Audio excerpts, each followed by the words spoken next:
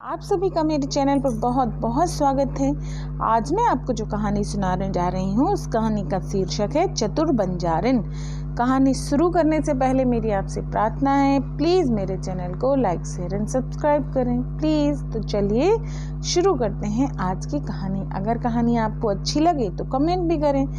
कहानी का शीर्षक है चतुर बंजारिन। एक चरवाहा था, वह बकरियों का रेवड़ हाँक करता था। 24 घंटे उसकी बकरियों के साथ बीतते।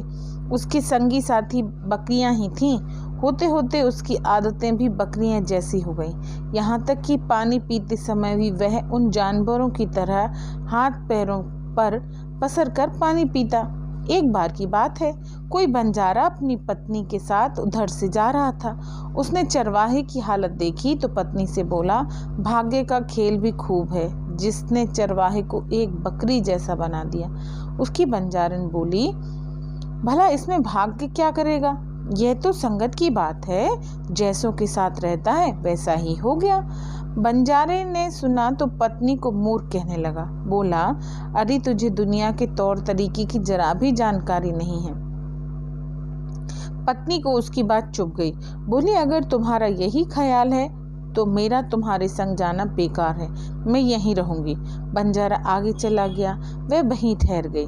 बंजारे के चले जाने के बाद बंजारिन चरवाहे के पास गई। उसने कहा, भैया मैं तेरी धर्म बहन हूँ। चरवाहा बोला, तुझे एक दिन में 6 टिक्कड़ खाने को मिलते हैं, मुझे तुम चाहो तो मेरे साथ रहो, उन्हीं को मिल बांट कर खा लेंगे। अगले दिन चरवाहे की माँ उसके लिए रोटी लेकर आई। वह बंजारिन को देखकर खुश हुई कि चलो उसके बेटे के हाथ बांटने के लिए एक धर्म बहन आ गई। बंजारिन दिन में चरवाहे के साथ रहती और रात को उसकी माँ के पास चली जाती। इस तरह कुछ दिन बीत गए। चरवाहे के रहन सहन में बदलाव लाने के लिए बंजारिन ने उसके खाने में कमी करना शुरू कर दिया।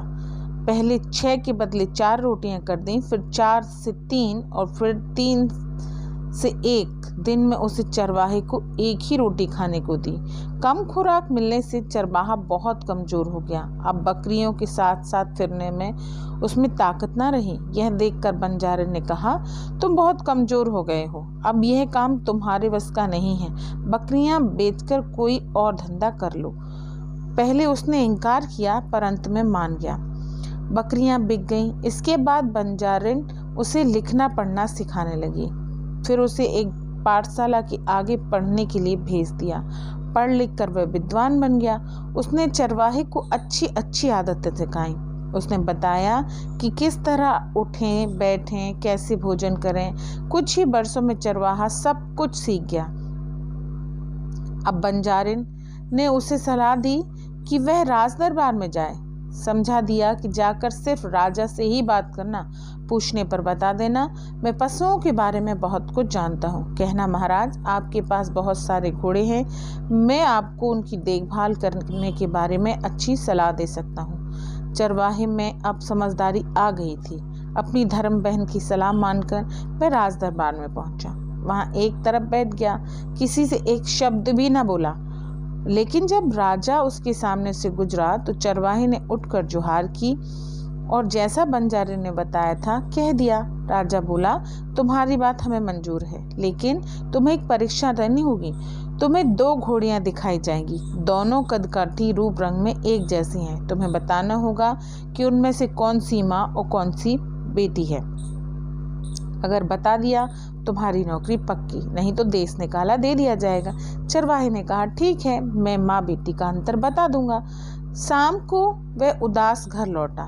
दरबार में पूरी बात कह सुनाई। बंजारिन बोली, उसमें घबराने की क्या बात है, मैं तुम्हें माँ और बछड़ी में की पहचान तरीके से बता दूंगी, तुम बता देना वहां जाकर। अगली सुबह बंजारिन ने चरवाहे से कहा, तुम राजा से जाकर कहो कि दोनों घोड़ियों को दिन भर चारा ना खिलाया जाए। इसके बाद शाम को पानी से भरी एक कुएं के ढेर सारा चारा एक जगह रखवा दें। फिर दोनों घोड़ियों को उस तरफ छोड़ने को कहा। बंजारिन ने आगे की बात उसे अच्छी तरह समझा दी। चरवाहे ने राजा के सामने वही बातें दोहरा दी। राजा ने उसी के अनुसार आदेश दे दिया। शाम को बंजारिन ने चरवाहे से कहा, जहाँ तक मेरा ख्याल है घोड़ी को बछड़ी पहले आकर पानी पीने लगेगी। अगर माँ पहले आ गई तो वह पानी में मुंह लगाते ही पीछे मुड़कर देखेगी कि उसकी बछड़ी आ रही है या नहीं। इस तरह तुम्हें पता चल जाएगा कि माँ कौन है और बछड़ी कौन। इसके बाद चरवाहा राजा के अस्तबल में पहुंचा, पानी की कुआड़ के पास खड़ा हो गया। दोनों घोड़ियों को छोड़ दिया गया। माँ पहले पानी के पास पहुंची, लेकिन उसने पानी में मुंह लगाते ही तुरंत पीछे मुड़कर देखा कि बछड़ी आई है या नहीं। यह देखते ही चरवाहा माँ को पहचान गया। जब थोड़ी देर बाद घोड़ी और बछड़ी ने पानी पीकर चारा खा लिया तो चरवाहे ने राजा के पास पहुंचा और बता दिया कि दोनों में से माँ कौन है और बेटी कौन सी। उसकी चतुराई देखकर राजा बहुत खुश हुआ। उसे पशुओं की देखरेख के लिए सलाहकार नियुक्त कर लिया। होते होते वह अमीर आदमी बन गया। शहर में शान से रहने लगा। कुछ साल बाद वह बंजारा जो अपनी पत्नी को वहां छोड़ गया था फिर शहर में आया।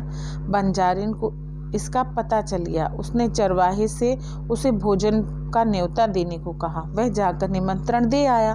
दावत के बाद बंजारा ध्यान से चरवाहे का मुंह देखने लगा। उसे सूरत कुछ पहचानी सी लग रही थी। इस पर चरवाहा हंस पड़ा। पूछा, क्या आपको मेरी शक्ल याद है? बंजारी ने कहा, इतना तो लगता है कि तुम्हें कहीं ना कहीं देखा है, लेकिन कब कहाँ यह याद नहीं पड़ता। तब चरवाहे ने अपनी धर्म बहन बंजारिन को बुलाया। पत्नी को देखते ही बंजारा सारी बात समझ गया। उसने पत्नी से क्षमा मांगी। उसके बाद बंजारा और उसकी पत्नी चले गए। चरवाहा आराम से रहने लगा। वह राजा का पशु सलाहकार तो बन ही गया था।